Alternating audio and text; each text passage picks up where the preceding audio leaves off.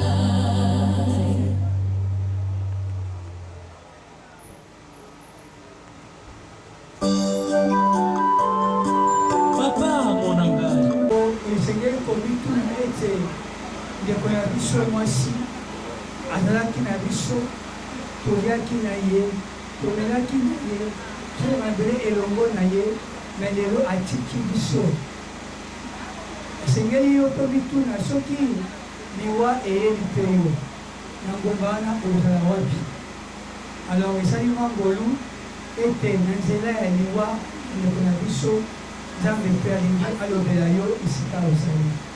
Voilà pourquoi la Bosana Nabiso, Naban ensemble, ici pour la Kamabiso Nayo, pour tout le monde de là, pour tout le pas, Loba ensemble. Éternel Dieu, Père Tout-Puissant, Papa, nous te sommes reconnaissants parce que la parole est accomplie dans notre famille en ce jour. Tu as dit tu es poussière et de la poussière. Mais qui sommes-nous pour contester? Nous sommes que des enfants. Nous te disons merci parce que tu as permis ça. Maintenant, je viens te recommander c'est ton exhortation entre tes saintes mains, Jésus. Nous voulons que tu nous parles dans nos cœurs et que cette parole puisse consoler, que cette parole nous mène à réflexion, que cette parole nous mène à réfléchir et que la parole donne la vie. Je neutralise tout ce qui ne manque pas de toi, tout pouvoir qui ne confesse pas ta spirit. Et je t'élève, Jésus, durant cette nuit, jusqu'à ce que nous aurons déposé notre sœur à l'endroit qu'il faut. Sois notre Dieu, que la paix nous accompagne. Dans le nom de Jésus-Christ, nous avons ainsi prié, que les saints disent Amen. Amen. Voilà. Amen. Amen. Amen. Image à tristesse. Tant que tu es à la matanga, tu es à la mouette. Mais tu es à la bonne avis sur la haute, tu es à la bonne. Parce que ma commis est dans la vie sur l'Ecclésiaste, et c'est où ils allaient kokota na ndako ya matanga ke na ndako ya fête. Parce que na motema ya marwa nde mutu azonga na raison. Et nalinga koyebisa bato ete lelo toyekolela ndeko na biso Victorine azalaki parmi bavivant. Liwa mpe yekolaka nga na yo koloba ete milengela lobi kozantuna yo. Seke lelo nde toyekolela ye tokoki kolongwa na beti mbakwa na kufi. Seke liwa ezoye koannonce biso ntango nyonso tokenda na matanga liwa eyaka koannonce biso ke le prochain tour c'est toi. Lobi bakokende kolona yo. Et notre opposition ntango bakende kolona biso ekozala lolenge nini. Alors sans plus tarder bakotangela biso makomi na Nzambe. C'est lui qui a le fils à la vie. Tant bazala bamwana ezabano tant tomemaka zemite tokena maternité pour la kobota. Bazala belana tina na Yesu Masia. Na jardin d'Eden bazoya bisa nyoka ete na kotabo kabwani na yo na bokitani ya mwasi. Alors mwasi o Bible ezoloba eza mwasi na lolenge na yote. Ezalaki Yesu Masia na qualité na ye ya El Shaddai. Zambe oyo azana mabele mibale yenda lingaki aya kwete ayeba na kompoza Satana. Akokonza Satana na nzela nini? Na nzela na ngana yo o tozoyamba Yesu kati na biso tozana nguya ya kokwisa Satana na mipepe na yo nyonso tu. Koloba ete na bango yo tozobika lelo biso tozosebela na oyo tozobika lelo kasi soki toza na Yesu Masia elaka eza ya bomo ya seko. Notre vie ce n'est pas ce que nous vivons aujourd'hui parce qu'on a vécu l'éternité avant même que biloko nyonso ezali ekelama na bomo ya éternité yango nde ezoyela biso na nzela ya Yesu Masia oyo nyonso tu aza na bomoi ya bokristo kati na ye te ete Yesu Masia azobika na kati na bomoi na ye te akoyeba na kozala na bomoi ya seko te. Amen, amen. Amen, amen. Na pokwa na lelo nazoloba ete tolobaka ete Jésus vient bientôt. Bato mingi bamikosaka babi bientôt ya Jésus ango ewumelaka. Tu sais, quand la personne se sépare de son corps humain, c'est l'arrivée de Jésus dans la vie à Moutouana. Tant que Moutazo Koufa, pour naïe, abandi koleka na ezambi sero. Yesu basi asili kokota na vie naïe, abandi kota misemo moi naïe na se ya moi. Menga na yo, tozangi Yesu na zia, lobi to kose retrouver bibembe. Vie na biso na ta moi, et qu'on va tantôt biso. Amen, amen. Le long de commencer à l'ali. À sa cousine cause naïe, parmi les vivants. Lobi eza yanga na yo.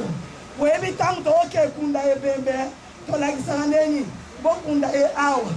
Tolakisa libulu, tango lakisi libulu, misapimine, ezongeli yo. Seke yo pe, bakolakisa pe libulu na olokola. Me tango bakolakisa libulu na yo, bomo inaona se ya moi, eza nini. Parcours na yo, eza nini. Na nganzi mama balobiete, sur la terre, dans le monde, moi je suis qu'un pèlerin. Nazaka molekizela. Na parcours na ngai ya molekizela. Na koleka moi ina persiste. Soki Yesu Masia azo sala moko na kati na bomo ina ngate. Amen, amen. Amen. Alors bien je ne vous ai pas amené ma paix, mais je vous ai amené mon épée. Mupanga tawele kaka ekata ka penzo kisaka.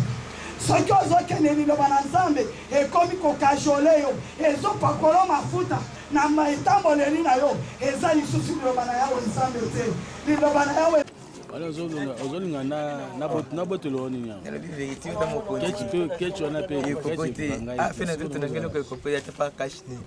te telefone ndeko oyo lingo zango oyo lingo zango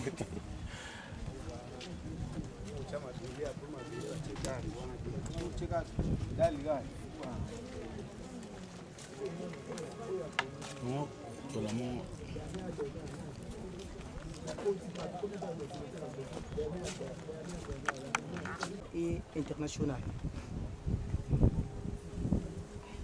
Pour sa profession, il a travaillé dans une ONG intitulée Mouvement des jeunes pour l'excellence. En sigle, c'est MOJ. À part la profession, elle a poursuivi tant d'autres formations telles que l'informatique et la formation en création d'entreprise, etc. Pour ce qui est de son caractère, elle est de nature généreuse, de nature très calme, de nature conciliante.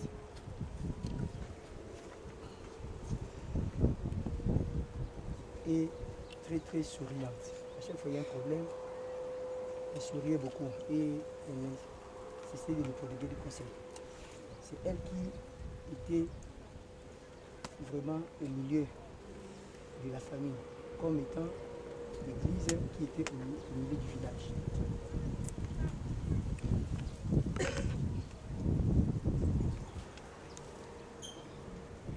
Grande sœur Titine, qui nous a quittés précipitamment, d'une manière brusque, inattendue, d'une mort macabre, tragique et inopineuse. Ah, Titi, Léa, nous ne t'oublierons jamais du cœur et que la terre de nos aïeux te soit douce et légère. Merci beaucoup. Merci. Arrive à aimer et à savourer chaque instant. En tant que membre de notre famille, elle était un pilier de soutien.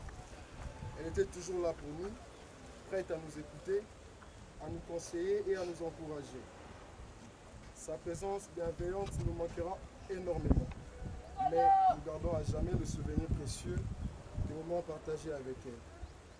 Aujourd'hui, nous pleurons sa perte, mais le ne devons pas oublier l'héritage qu'elle nous a laissé. Elle nous laisse un précieux héritage de bonté, d'amour et de passion. Nous pouvons rendre hommage à sa mémoire en honorant ses valeurs dans nos propres vies, en étant là les uns pour les autres et en faisant preuve de gentillesse envers autrui. Chère tante, tu resteras à jamais dans nos cœurs. Nous te remercions pour tout l'amour que tu nous as donné et pour les souvenirs précieux que nous avons partagés. Que ton âme repose en paix et que ton exemple continue de briller dans nos vies. Adieu, Tantine Titina Noti, tu nous manqueras énormément. Merci.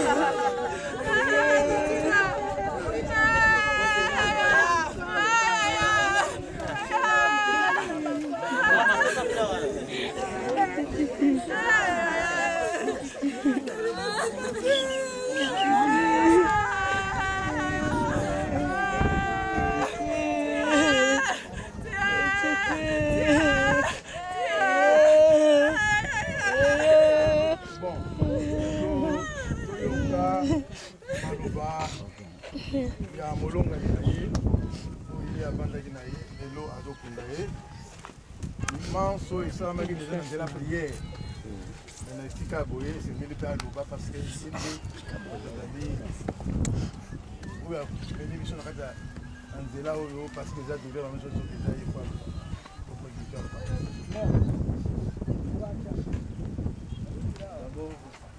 Premièrement, je rends grâce à Dieu de me l'avoir donné comme femme. Je rends grâce à Dieu pour tous les temps que nous avons passé ensemble. Une femme forte, une femme dynamique, une femme travailleuse, une femme courageuse. Merci Seigneur de me l'avoir donné comme femme. Je remercie les parents qui l'ont éduquée, les parents qui lui ont donné une formation adéquate. Merci à vous les parents. Victorine,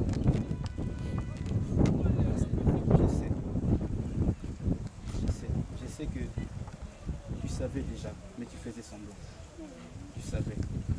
Parce que les derniers mots que Victorine m'a donné, il m'a dit merci pour tout ce que tu as fait. Et il me l'a répété 2-3 jours. À chaque fois, il dit merci, merci, merci. Je ne comprenais pas ce que c'était. C'est après que je me suis rendu compte qu'il savait qu'il partait déjà. Je rends grâce à Dieu et je sais que là où tu es parti, on se retrouvera un jour. Tu es dans la joie car tu es une sainte. J'ai vu avec une sainte sans me rendre compte. Une femme de prière, une femme extraordinaire. Je remercie Dieu et je remercie tous qui sont venus. Aujourd'hui dans l'éternité, repose en paix. Chérie Amoto, maman Victorine, Noti Titine, adieu.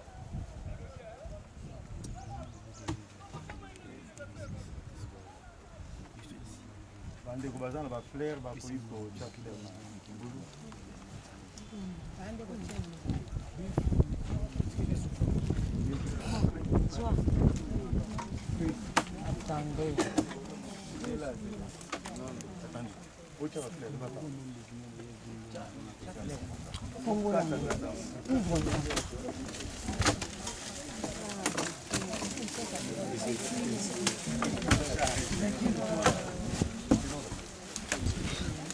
Mongola na bafoto wana baboka na bafoto.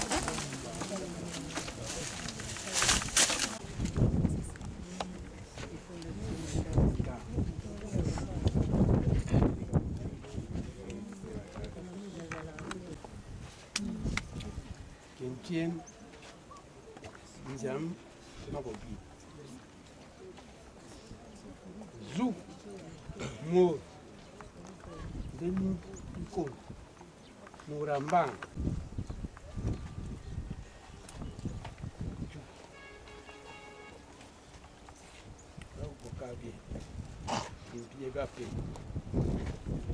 Zunde Morna Mabotuna il so con sa mano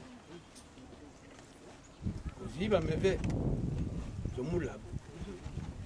mulab nda sanziam de cosa viege mbumoy kotieni avie to mulab nzama mon de même kopé muka da ko kabie bapi zuzu mamna masam murna muma wal nzam ndenga chien kabive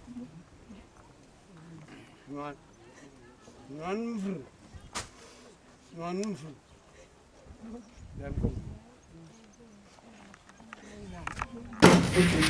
Nathalie Koeb Sabino, grâce à Mayele, à réalisateur Nabiso Timothée, boss des boss, oh lelo, to monani Nabino.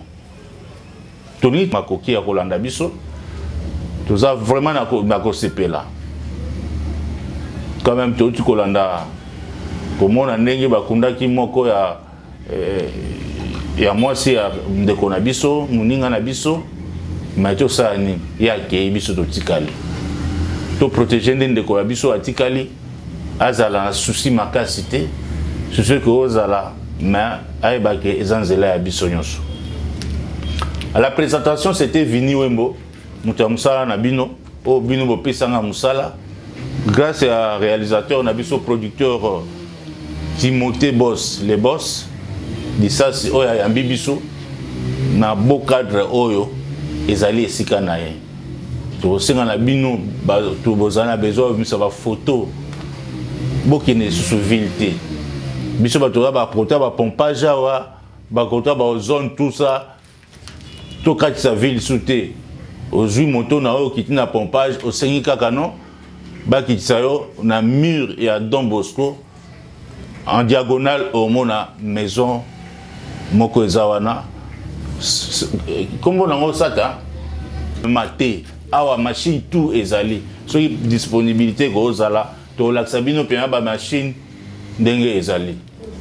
Grâce na bango nde tozali na esikao. Merci na bino tout au bino bolandi biso.